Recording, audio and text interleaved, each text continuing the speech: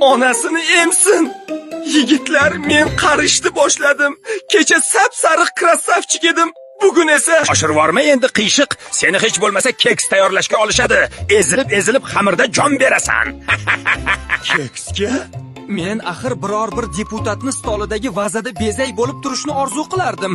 Sen esa keks deysan. Har holda qichig'i bosilmayotgan biror yolg'iz ayol qo'lida jon berishdan ancha yaxshida. To'g'rimasmi? Sizlarni har holda mazza qilib yeyishar ekan. Meni-chi, yuzlarini tirishtirib yeyishayotgani ko'rish qanchalik og'irligini bilsangiz edi. Men esa qo'rqib ketyapman. Anavi ko'zoynakli kampirni ko'rdingizmi? U meni qo'li bilan ushlab ko'rdi. Ushlagan bo'lsa ushlabdi-da. Yoqqan bo'lsang ushlagan. Nima endi shunga osmon yerga uzilib tushibdimi? U meni tirnog'i bilan ezib ko'rdi. Keyin esa yumshoq ekan deb ketvordi. Endi o'zimni ezilgandek sezyapman. Shuning uchun sport bilan shug'ullanish kerak. Meni qara qanday tirsillagan qomatim bor.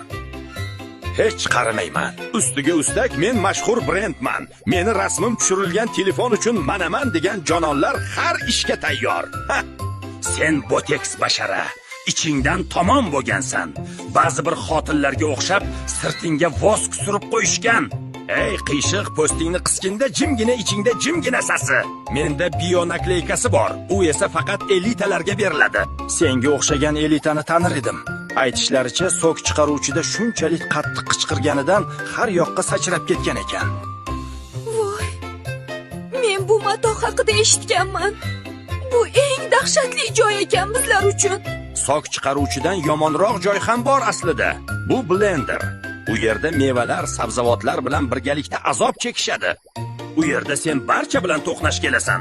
Sabzi, kivi, hattoki ismaloq ham bo'ladi. Ismaloqni gapirma. O't-o'tligini qisada, bizni oramizga doim tiqilib oladi. Buncha maladesman deb. Yo xudo! Meni lasina kiygan qiz olib ketmoqchi. Alvido birodarim. Figurasiga qaraganda sen proteinli kokteylga ketyapsan. Ancha azob chekasan. Olma! Sen bari bir qurtlagansan. Unutma! Barchaga rahmat. Obunachilar, sizlarni sevamiz. Ko'rishguncha.